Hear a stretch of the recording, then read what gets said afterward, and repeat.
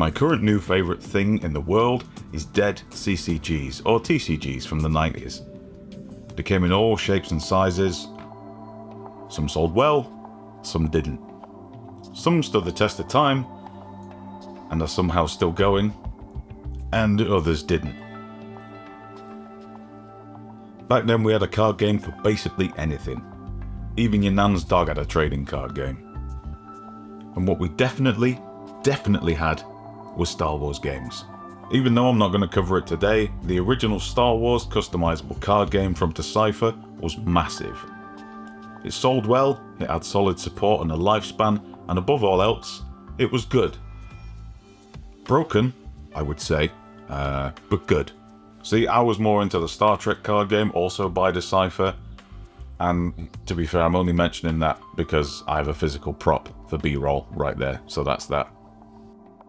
So what I'm talking about today is none of those Star Wars games, but it feels important to mention those things because it's the first time now since that Decipher Star Wars customizable card game, that a Star Wars card game has felt like a pretty big fucking deal.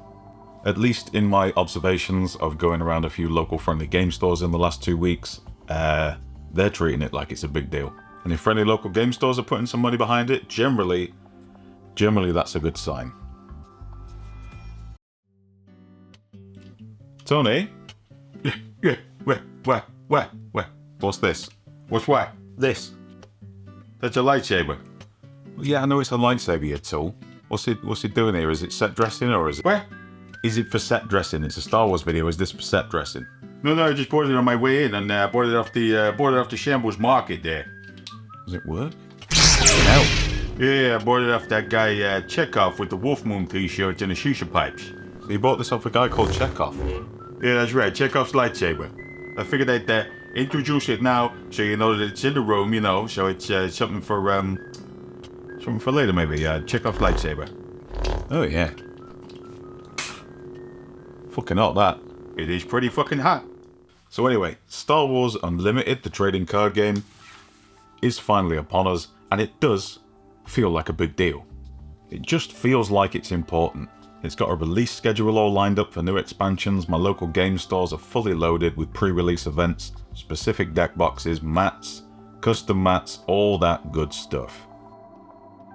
I mean, I mostly played a Final Fantasy trading card game with super best friend Connor, so I'm possibly just overwhelmed by a card game that I'm interested in actually being in shops and being vaguely supported.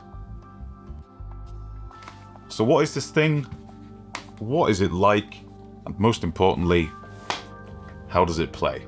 As we are going to discover, it plays like a lot of other popular games at the minute, literally harvesting mechanics from all of them and somehow putting them together and making it a pretty pacey, brisk and cohesive package, if not a little bit too brisk, but we'll touch on that in a bit. So let's take a butcher's at what is in these starter decks. In the deck is a base card which essentially serves as your main health reserve, but also serves to determine one of your aspects. Aspect in this context is essentially element if we're going by the magic being the de facto terminology thing. And your leader card, these are double-sided and act as a cheeky little backdoor action card that you can kick in to do stuff now and again, or once you've got enough resources, go full on angry dad mode, flip it over and it can join the actual rumble. Your leader also has specific aspects on them. Again, these are basically elements. With the leader having 2 different aspects and your base having 1, typically a deck will be based around a total of 3 aspects, or elements. And you are going to want to build a deck around these 3 aspects generally. I played a pre-release day last week, like a Booster Wars Day thing, and what I found with other card games that aren't this, or at least some, is that it's easy to have a deck that's half dead, especially when you don't know what you're doing, and therefore dead hands. However, every card in your hand in Star Wars Unlimited can be used as a resource, which is kind of like a growing trend in TCGs, and I imagine the way a lot of them are going. I think Lorcana, Dragon Ball, and Flesh and Blood, I think, do it. Yeah, with Star Wars Unlimited, yeah, anything in your deck can be spent and used as an energy reserve. Which means generally you've never got a fully dead hand. You always have options. You don't always have good options, but there is always, every turn, something you can do. There's no mana block. A free action at the start of every turn allows you to build up that energy reserve. When I was building my deck from pre-release boosters, basically what I did was build half a deck and then filled the rest with coloured cards that weren't my elements or matching elements or aspects. And I just basically used those as ammunition. If I got one of those cards in my hand, it was kind of like a no-brainer. Just put that in the resource pile, no problem. What's up, guys? Tony Boomtown here, back in perpetual forward motion, and I'm here today to talk to you about my second favorite thing in the world, Squarespace. Have you ever dived headfirst into the muck? Have you ever dived headfirst into the murky world of web design and thought to yourself, I have no idea what I'm doing? Well, join the party. That was until I met Squarespace. With Squarespace on my side, I'm going to have no problem designing the website of my dreams. Because with Squarespace, I can pick from a massive selection of templates made by award-winning designers and customize them in near infinite possibilities and combinations. Wait, that ain't even the best part, guys. I want to use a website to advertise my less than reputable side hustle, and I can't do this with a free head, and I can do this with a fresh and funky portfolio page, a blog, or maybe even a news section. That's incredible. All of this and more within a super compact, browser-based web designer. Wow. And say that business ever wanted to go online for sales and moving certain objects onto interested buyers? Well, now it can. Because Squarespace got that fully integrated eShop online shop thing system. It's just ready to go, guys. It's an online store, okay? And I can upload my shop's existing EPOS system, all my stock, amounts, volumes, prices, all immediately uploaded onto my website with one click. Boom, maybe 3 clicks. And of course, guys, we got to talk about the domain acquisition tab. Come up with a snazzy name for your website or just use the business's existing name. Check availability and immediately link it to your page and the rest of the world. Stop it. You can only make it so easy. It's too easy. So come on down to the Squarespace website and Emporium at www.squarespace.com/MSPaints and use the code MSPaints at checkout to save yourself 10% off your first website subscription or domain. So let's take a look at how the turn structure is laid out. Well, it is pretty fucking pacey. I'm told that it's kind of a bit of a spiritual successor to Star Wars Destiny in that it uses the alternating actions. So there's essentially, in theory, an unlimited amount of actions or activations that can be done per turn. And once both players pass, that's it done. But it's real simple. Play a card, play an event, do an attack, give a shield, and each action just kind of happens, and there's no space in between for interrupts or things like that. It's just like, if you attack, that's an attack. No stackmate. People say that that is taken from Star Wars Destiny, but between you and me, we all know that they stole that from my boy, Towers in Time. Yeah, that had alternating actions and passes. Sure, it was a piece of shit, but it had alternating actions. It also has a pass system, much like Towers in Time, although better. If you've got nothing to do, you can pass, or you can take the initiative if the initiative hasn't already been taken. The act of taking initiative or passing your turn can actually in itself be quite a strategic thing, based on what else you have left to do, or what you want to save for next turn. Although generally having the initiative is always a great move, taking the initiative takes a whole activation, and you've got to be careful when you decide to take it. In the 3 games that I played, taking initiative is generally a bit of a swinger and a bit of a game changer, not that kind of swinger. So I did mention that the game feels slightly rushed, not in its development. I think it's been on tabletop sim for a long time, and Fantasy Flight have not taken it off. Or maybe they put it there in the first place. I think that's how they did some actual playtesting. And I know that YouTubers have had like review copies for 8-9 months, maybe even a year. So it definitely is not rushed. It is possibly one of the most thoroughly playtested and precise card game releases in recent memory. What I mean by rushed is it's brisk. It's very brisk. I've played with the starter deck a few times. I've played with a custom Booster Wars deck a few times. And the general consensus across the board is that that's fast. That is a fast game. Kind of feels like the game is moving at a speed and you're catching up. Maybe that's just because I'm playing against more competent human beings. Yeah, I think the game just kind of outruns you a little bit. I think that's because of the simplicity, and I say simplicity, it's not as convoluted as a lot of other card games that have phases between phases and priority actions and stacks and all this shit. Stuff just happens. You just do stuff and it happens.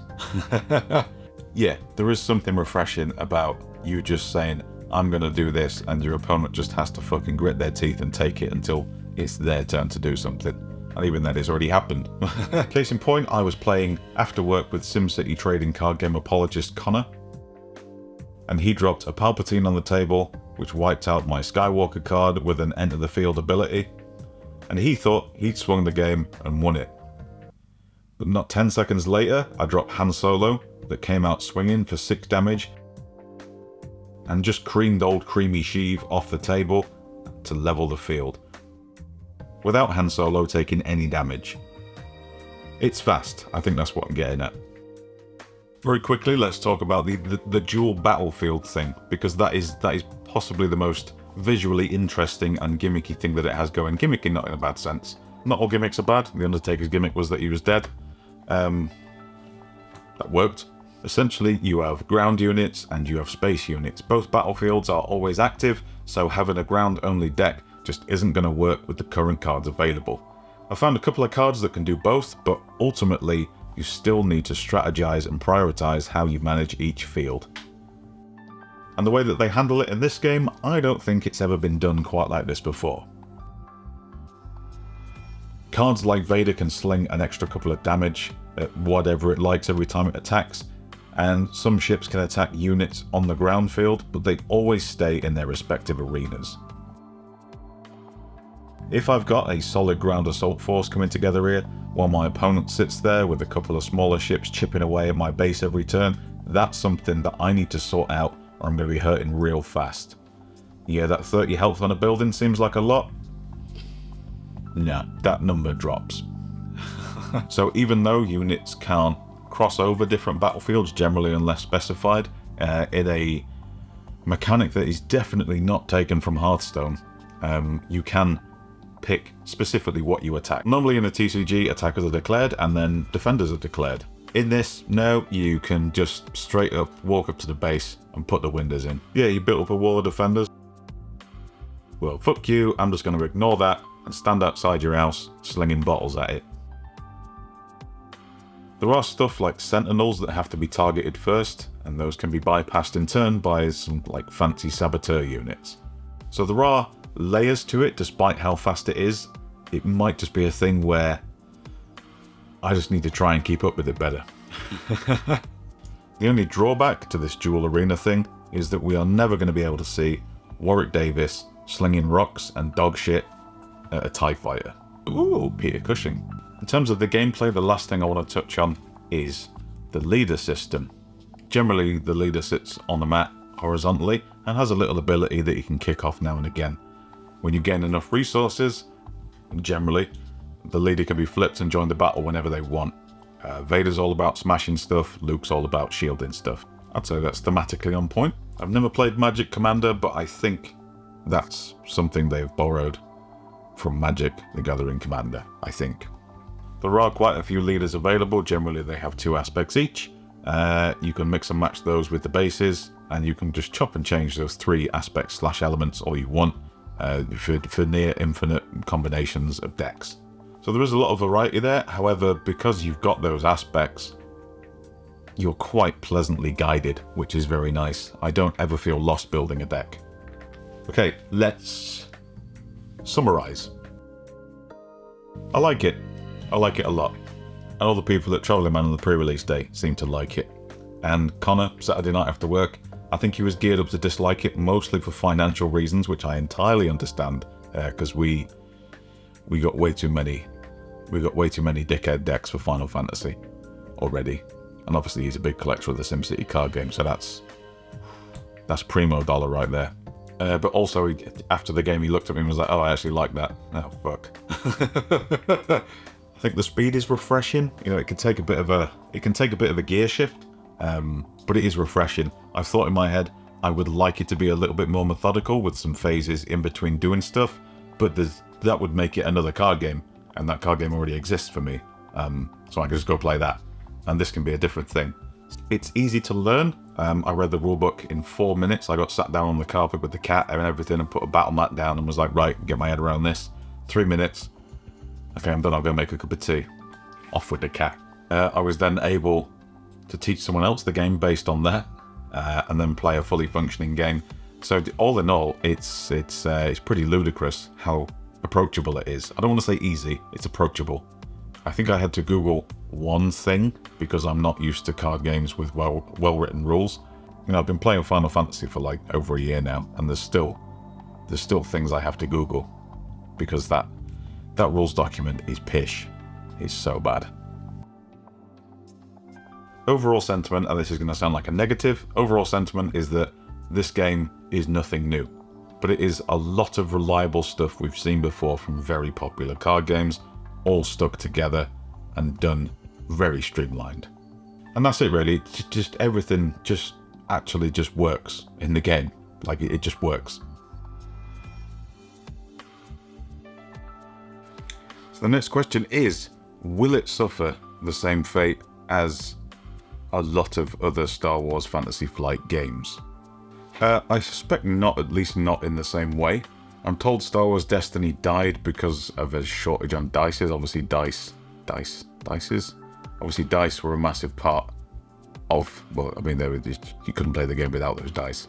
But obviously they made the questionable decision to kill a few Star Wars games that were, I mean, I can't attest to how well they were doing financially for them, but were fairly popular and had some outcry after they got binned. I imagine a lot of people are thinking, well, are they just going to do the same with Star Wars Unlimited once I'm invested? I suspect not. Can't really explain why, because I don't know how they make these decisions further up the ladder, but I suspect that this feels like more has been invested in it in terms of time and resources and people and research than those other games. This is Fantasy Flight post-Legion, post-Shatterpoint, and they're kind of coming at it from a more experienced angle, I hope.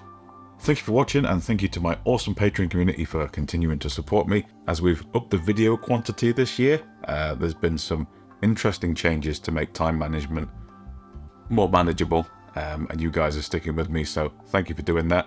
Obviously I've mentioned it in the Discord a few times, I didn't want to do a card game so soon after the wonderful Towers in Time experience. And how the game plays, after playing the game, I was like, oh no, I want to cover this, because in our wonderful, colourful little neurodivergent corner of the hobby, not every game is accessible to everyone, despite what manufacturers and companies and designers say. And this game absolutely gels with me because I can understand it. There's a lot where I just read the rules and glaze over. It's like, no, this ain't for me. No fucking way. And I imagine there's a lot of people like that too. What people don't talk about very often is that people think differently when it comes to games. And what is easy for one person is very difficult for another. And that's just because of the way the game is and how it's designed. But this one, being as approachable and as functional and as pleasant and as rewarding as it is, I thought it was kind of on brand just to talk about it, really. Yeah, next time I'm going to paint something though. Cheers, I'm out of here.